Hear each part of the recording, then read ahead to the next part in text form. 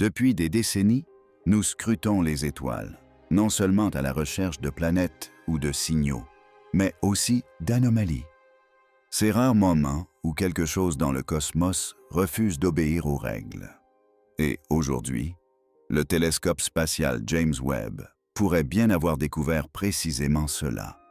Ce qui avait commencé comme une observation de routine du troisième objet interstellaire jamais enregistré dans notre système solaire, 3 Atlas, s'est transformé en quelque chose de bien plus étrange, de bien plus sombre et d'infiniment plus important. Car dans les profondeurs du vaste vide glacial au-delà de Mars, le télescope a détecté quelque chose qu'il n'aurait pas dû voir. Pas n'importe quelle lumière, de la lumière artificielle. Une lueur qui ne ressemble à aucune comète ni à aucun astéroïde. Une signature qui ne suit aucune loi physique connue de réflexion ou de réfraction. Et désormais, astronomes et astrophysiciens se retrouvent face à une question qui les glace le sang. Qu'est-ce que 3 Atlas, au juste? Suivez-nous pour une analyse approfondie des données qui viennent de relancer la question la plus ancienne et la plus terrifiante de tous les temps. Sommes-nous, nous, seuls? 3 Atlas a été initialement repéré comme un point minuscule à la périphérie du système solaire, se déplaçant sur une trajectoire qu'aucun objet local ne pouvait suivre. Il était manifestement interstellaire, né hors de l'influence gravitationnelle de notre Soleil, projeté à travers la galaxie par une force inconnue et dérivant désormais silencieusement dans notre voisinage cosmique. Au départ, on la considérait comme une curiosité cosmique, à l'instar de ses prédécesseurs, Oumuamua et Borisov. Mais, même sur les premières images, quelque chose clochait. Contrairement à la plupart des objets interstellaires, 3 Atlas était anormalement brillante et d'une manière inexplicable. Sa magnitude ne correspondait ni à sa taille, ni à sa composition estimée. Elle scintillait d'une manière anormale. Sa luminosité ne faiblissait pas comme prévu et ne présentait aucun signe de dégazage ou de dégagement de poussière. Les comètes traditionnelles ont tendance à briller par à-coups sous forme de sous-éléments de glace, mais celle-ci est restée stable, comme si elle était alimentée de l'intérieur. Des télescopes du monde entier se sont braqués sur elle, et Internet, grâce à sa capacité inégalée à scruter le spectre infrarouge, a été sollicité pour percer ce mystère. Ce qu'il a observé a tout changé. Le télescope spatial James Webb, installé à 1 million de kilomètres de la Terre à Large Point, a été conçu pour observer l'invisible, percer l'éclat des étoiles et révéler ce qui se cache dans l'ombre. Son observation de l'Atlas spatial devait permettre de dissiper les confusions. Au contraire, il l'a amplifiée. Les instruments du télescope ont détecté une émission thermique centralisée qui ne correspondait à aucune réflexion naturelle de la lumière solaire. Habituellement, une comète brille grâce aux rayons du soleil réfléchis par la poussière et la glace. Mais 3I et Atlas a révélé une signature thermique interne, un rayonnement émis depuis le noyau. Il ne s'agissait pas de lumière diffusée, mais bien de lumière émise. La cartographie thermique a révélé une configuration qui ne correspondait à aucune courbe de distribution connue des objets naturels. Elle pulsait faiblement, irrégulièrement et, plus inquiétant encore, semblait se répéter par cycles. Ce rythme, d'une subtilité infinie, suggérait non pas le hasard, mais une intention. Certains scientifiques de la NASA et de l'Agence spatiale européenne ont proposé des explications exotiques, désintégration radioactive, frottements souterrains, isotopes extraterrestres. Mais à mesure que de nouvelles données affluaient, ces théories s'effondraient. La seule explication plausible qui subsistait était celle que personne ne voulait écrire. Cet objet pourrait être alimenté. À mesure que les données provenant du Webb, du télescope Hubble et des observatoires terrestres s'accumulaient, le profil de 3 Atlas commença à se dessiner, et il ne ressemblait à aucun corps céleste connu. Sa trajectoire était trop précise pour être chaotique, comme s'il choisissait son chemin, ajustant subtilement sa trajectoire grâce à des puits de gravité. Sa rotation était d'une stabilité anormale, avec un mouvement de culbutage qui défiait la dérive inertielle classique. Et l'absence de signal, même lors de son passage près du rayonnement solaire, suggérait la présence d'une enveloppe ou d'une carapace, peut-être quelque chose le protégeant de la chaleur. Puis vint la découverte la plus controversée. L'albédo, ou réflectivité de sa surface, fut mesurée comme étant presque parfaite par endroits, proche de celle du métal poli, ni de la roche, ni de la glace, ni de la poussière, mais bien du métal. Les implications de cette découverte se produisirent comme une onde de choc dans la communauté astronomique. Si l'objet était métallique, structuré et émettait de l'énergie, alors nous n'observions plus un objet naturel, mais une technologie. Soudain, le terme « sonde » se fit murmurer dans les couloirs. Balises, vaisseaux, voire artefacts. L'idée qu'il puisse s'agir d'un vaisseau spatial extraterrestre n'était plus cantonnée au forum complotiste.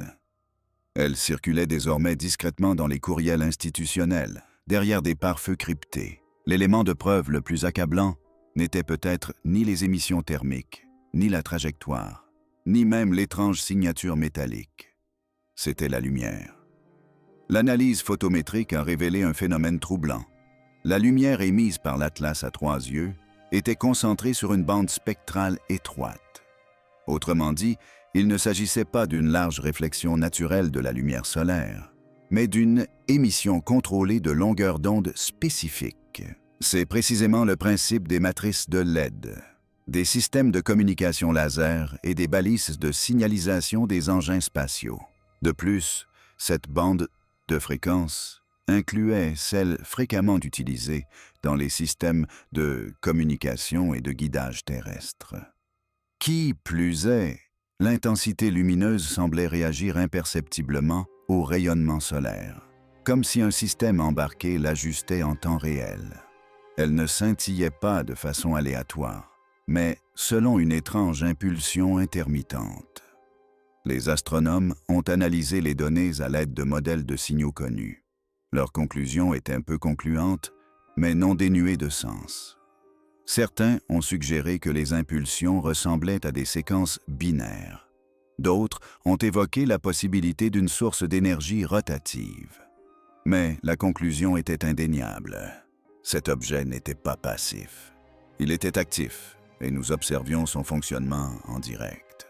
À mesure que les données affluaient, une équipe d'astrophysiciens du MIT et de Harvard a mené une analyse approfondie des signaux électromagnétiques émis par 3 satellites Atlas.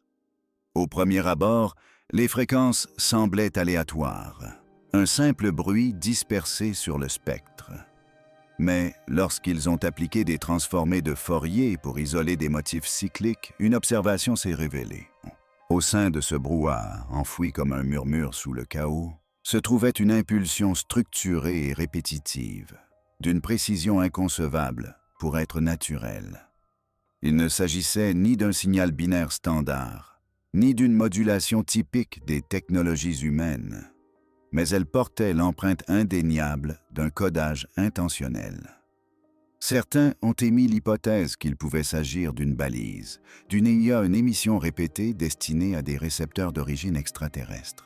D'autres ont émis l'hypothèse qu'il pouvait s'agir de télémétrie, un flux de données constant renvoyé à l'origine de cet objet. Le plus troublant était que, quel que soit le message, il n'avait pas changé depuis sa première détection sur Internet. C'était comme si 3E Atlas ne cherchait pas à communiquer avec nous, mais avec quelqu'un d'autre, et que cette personne l'avait peut-être déjà reçu. La nouvelle de la découverte se répandit rapidement au sein des plus hautes instances scientifiques et militaires. Un rapport confidentiel, d'abord diffusé en interne à la NASA, puis divulgué à un journaliste anonyme, révéla que de hauts responsables coordonnaient déjà leurs efforts avec les agences spatiales internationales afin de déterminer si les 3 sondes Atlas représentaient une menace. Certains scientifiques affirmaient qu'il s'agissait d'un objet inoffensif, une sonde ancienne, peut-être vieille de plusieurs siècles, suivant une trajectoire préprogrammée à travers les étoiles. D'autres étaient moins optimistes et soulevaient des questions restées sans réponse. Si elle émet, qui la reçoit? Si elle émet de la lumière, possède-t-elle également un système de propulsion? Si sa présence est intentionnelle, pourquoi maintenant? Le rapport évoquait la possibilité, aussi infime soit-elle, que 3E Atlas ne fasse pas que passer, mais observe et suive les alignements planétaires, des champs électromagnétiques, voire des civilisations avancées.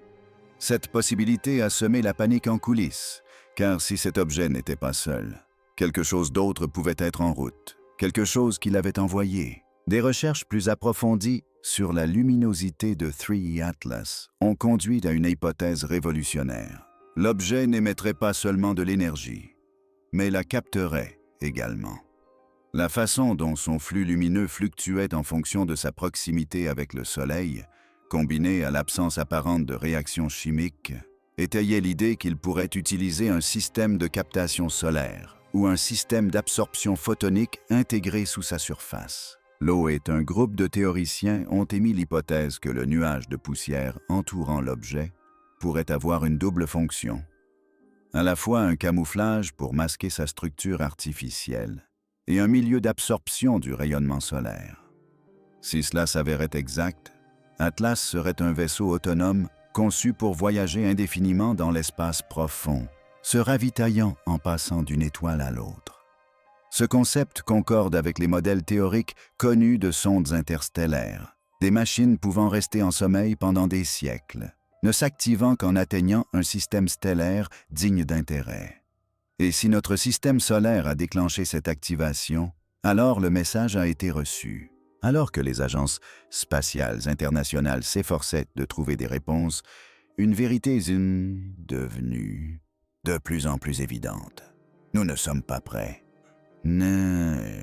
Malgré des décennies de spéculation sur un contact extraterrestre, nos systèmes politiques, scientifiques et philosophiques sont totalement incapables de comprendre ce que pourrait représenter cet atlas à 3 yeux.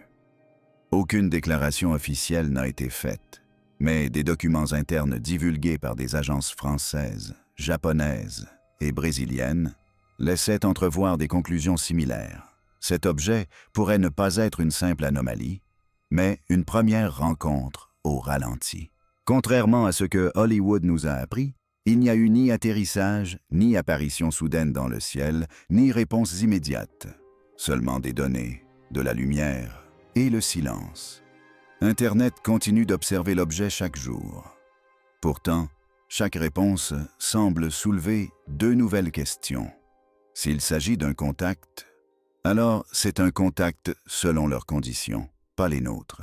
Silencieux, distant, inquiétant. Et c'est peut-être là le plus terrifiant. Ce à quoi nous assistons n'est peut-être pas une invitation.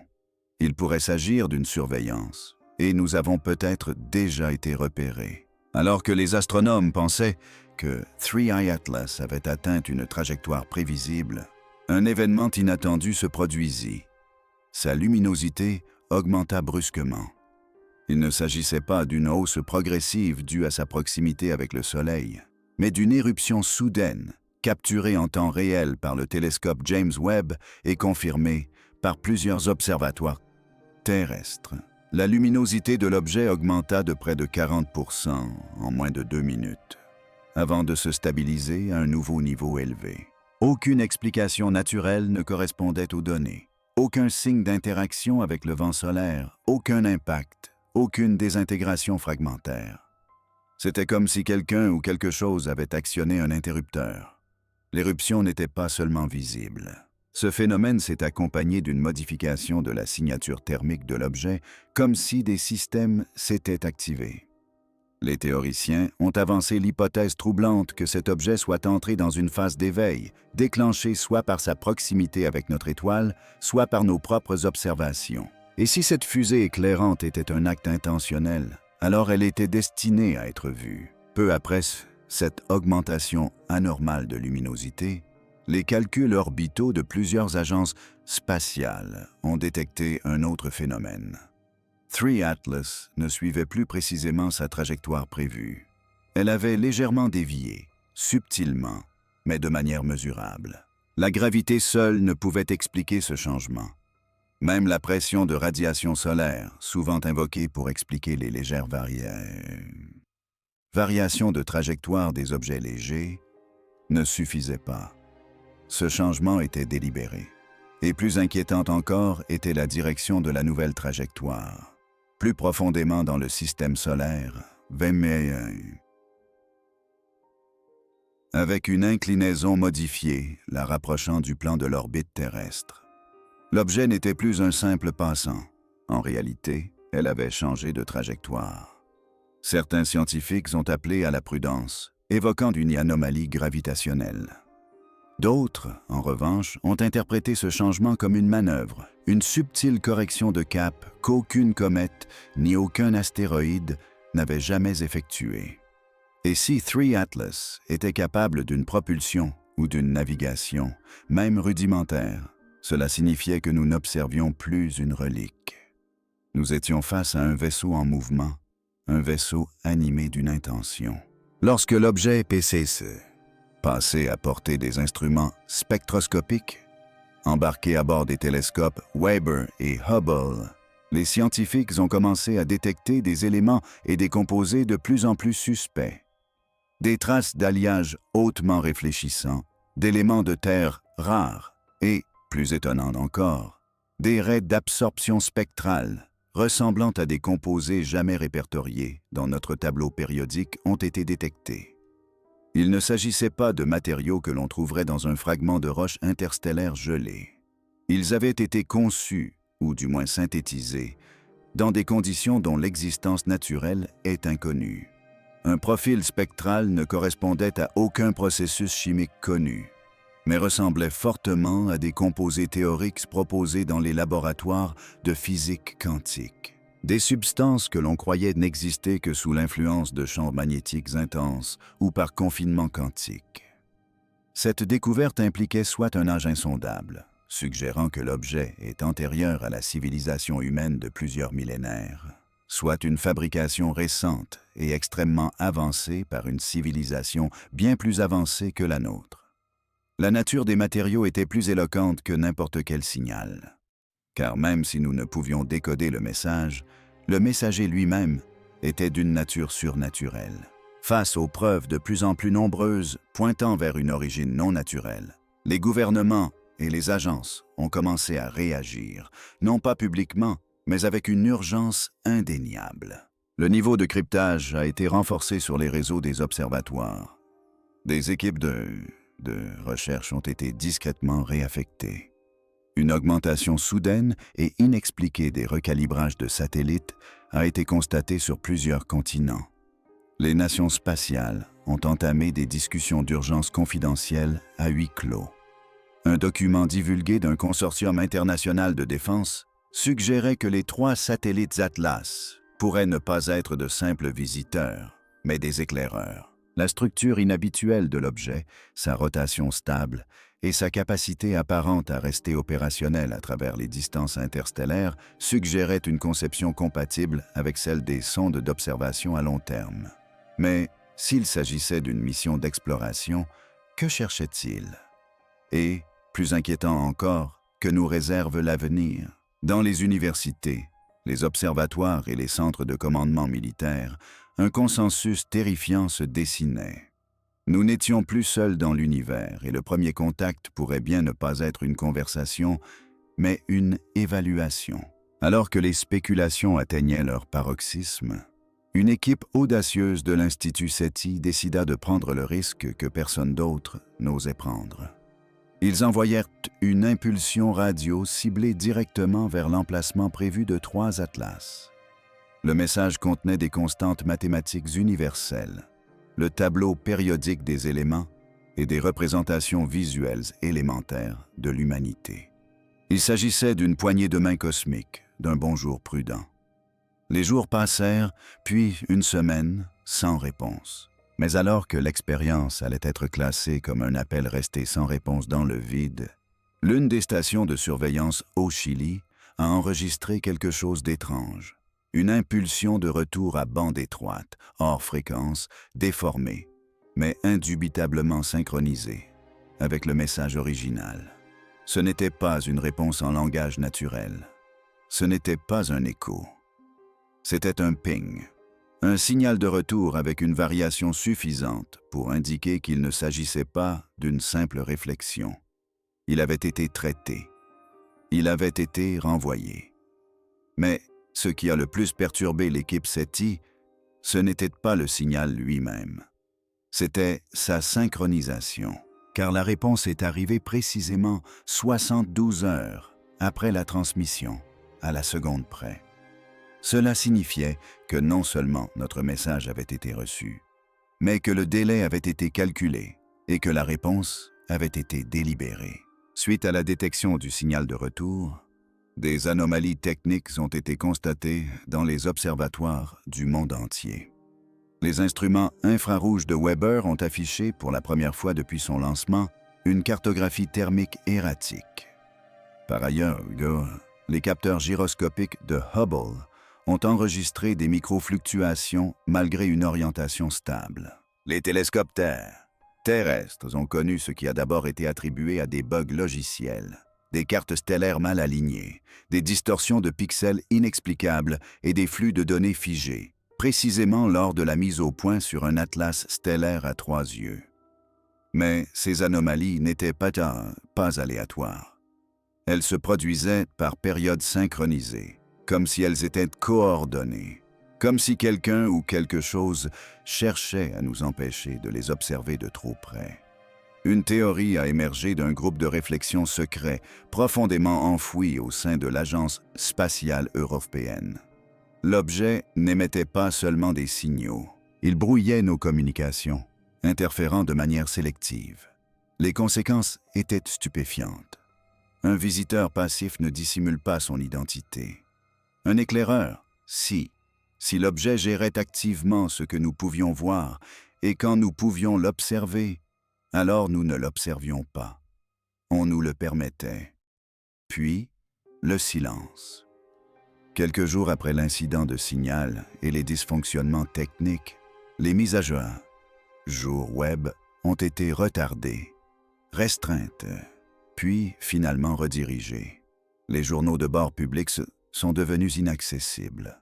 L'Agence spatiale européenne a publié une déclaration vague concernant le réétalonnage des instruments. La NASA a tout simplement cessé de commenter. Même des revues réputées qui suivaient de près 3i Atlas ont commencé à se rétracter ou à publier des résumés neutres et vides de détails. La communauté astrophysique était divisée.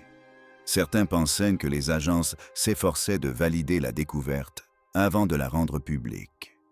D'autres soupçonnaient quelque chose de bien plus sombre. La vérité avait déjà été confirmée et était désormais dissimulée. Les quelques observatoires indépendants restants ont commencé à diffuser des données brutes au public, mais celles-ci ont rapidement été noyées sous un flot de désinformation et de spéculation.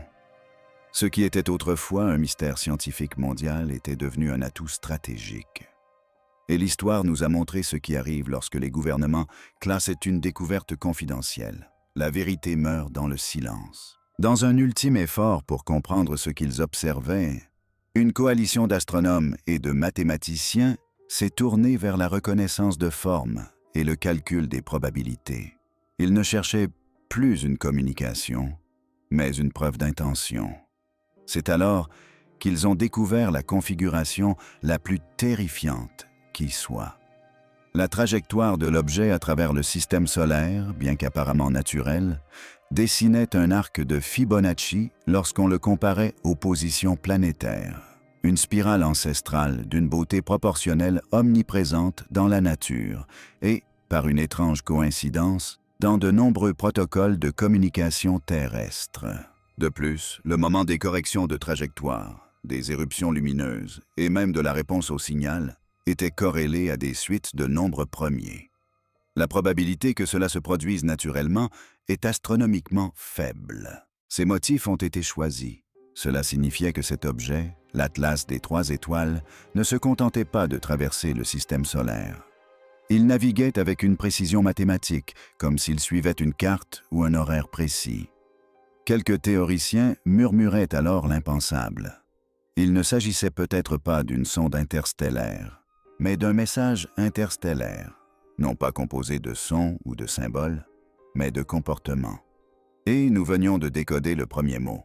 Alors que la confusion commence à se dissiper, une vérité demeure incontestable. Three Atlas n'a jamais été un simple rocher. De la lumière anormale qu'il émettait au signal qu'il renvoyait, des matériaux rares au changement de trajectoire calculé, chaque élément de cette énigme converge vers une conclusion troublante. Nous ne sommes pas seuls depuis très longtemps. Et peut-être n'étions-nous jamais censés le savoir.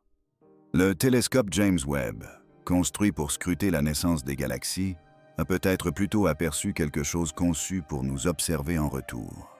Quelque chose d'ancien, de délibéré, et qui nous observe. Non pas depuis la sécurité d'un système stellaire lointain, mais depuis le seuil de notre propre voisinage céleste. Et pourtant, le silence règne. Les agences refusent de parler. Les données sont dissimulées. Le monde, semble-t-il, est jugé insuffisamment près. Mais nous avons entrevu la lumière. Nous avons suivi la voie. Et maintenant, nous posons la question qui terrifie même les esprits les plus rationnels. Que va-t-il se passer ensuite? Three Atlas n'était-il qu'un simple passage, recensant notre petite planète, avant de poursuivre son voyage? Ou bien la première d'une longue série, une sonde ouvrant la voie à quelque chose de plus grand, attendant le signal pour aller de l'avant? Au final, peu importe peut-être que 3 Atlas ait été une machine ou quelque chose de totalement différent. Ce qui compte, c'est qu'il soit venu, qu'il ait vu et qu'il ait réagi. Et maintenant, quelque part dans l'obscurité froide et infinie, quelque chose tourne peut-être son attention vers la planète bleue qui a cligné des yeux la première. Le compte à rebours a peut-être déjà commencé, et l'univers nous rappelle une fois de plus que nous ne sommes pas le centre, mais l'observer.